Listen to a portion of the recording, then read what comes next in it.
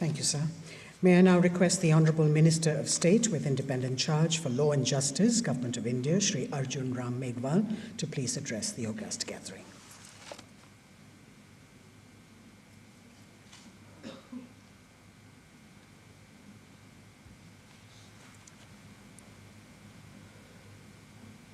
Today, on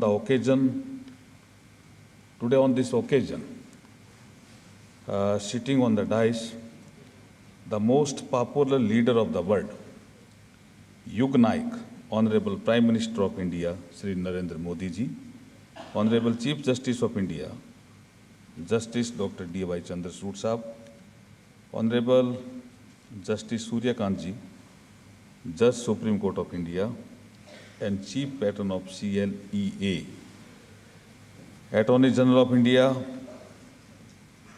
Dr. R. Venkataraman ji, Solicitor General of India, Sri Tushar Mehta ji,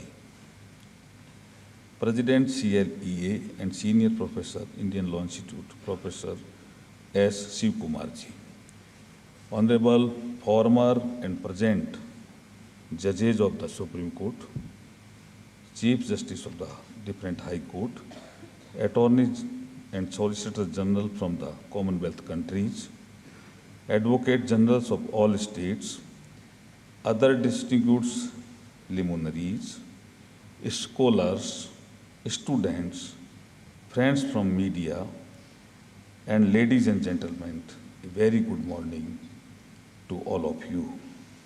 It is an honor for me to address this distinguished gathering of the Commonwealth Attorney and Solicitor General Conference 2024 on cross-border challenges in justice delivery with the motto of From Vision to Action, Shaping the Future of Legal Education and Justice Delivery in the Commonwealth Nations. I extend my sincere appreciations to the Commonwealth Legal Education Associations for partnering in organizing this significant conference. India is a mother of democracy and the largest member states of the Commonwealth, having nearly 60% population of the association, proudly welcomes all the valued dignitaries to this prestigious conference. This conference is a momentum to reflect upon the evolved role of attorneys and solicitor generals in the larger arena of good governance, architecture, and their purposeful role in the upcoming future. The timelines for institutionalizations of the post of Attorney General and Solicitor Generals may vary among the member states of the Commonwealth, but the historically perspective gives us valuable insights into the advisory role of this fraternity. Their invaluable suggestions and wisdom have helped to simplify the sophistications leading to better decision-making to facilitate rule of law for the leaders at the helm of affairs. In India also, the wisdom of the founding fathers of the constitutions has designated the Attorney General as a constitutional post. He is the highest law officer and chief legal advisor in the country. Once Baba Sahib Dr. B.R. Ambedkar said, I am firm enough to say civilization cannot exist without advocate. Law is very foundation of civilization.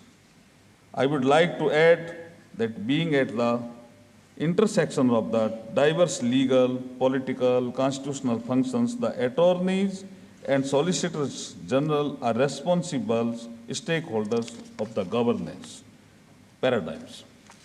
Their single opinion has dramatic potential to bring effectiveness and purpose to national and international affairs. Today, in the technologically connected world, we are living in a global village.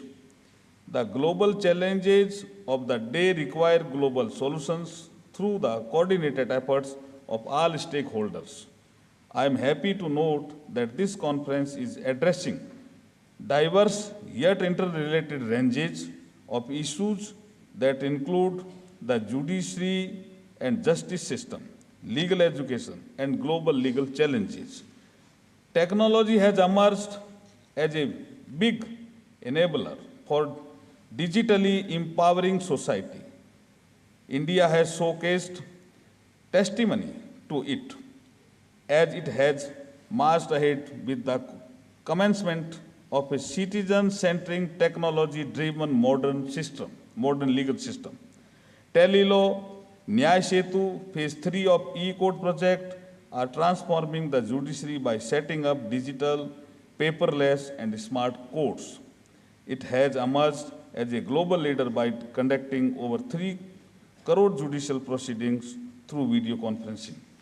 The nation has leapt forward to becoming Viksit Bharat by 2047. The Ministry of Law and Justice is religiously aiming to achieve justice for all through the speedy, affordable, and technology-enabled citizen-centering doorstep justice delivery system. I feel that the outcome of this conference will not merely help to address the cross-border challenges in justice delivery, but also facilitate to rooting out the menace of climate change, global warming, terrorism, drug and human trafficking, cyber crimes, and extremism, among others. The course correction in the justice delivery system has resonance in every space of human life. The whole world has sensed and fragrance of time-tested cultural values of Vasudev Kutumbakam, resonated during the successful G20 presidency hosted by India based on the theme of One Earth, One Family, and One Future. In conclusion, I would say that the dialogue, diplomacy, and aligned collective action are ways forward for amicably resolving the challenges and facilitating a better world for the upcoming generations. I am hopeful that this conference will become an instrument to take collective action by qualitatively shaping our dialogues and nurturing the diplomacy to build a just society, promoting peace, prosperity, and welfare of entire humanity.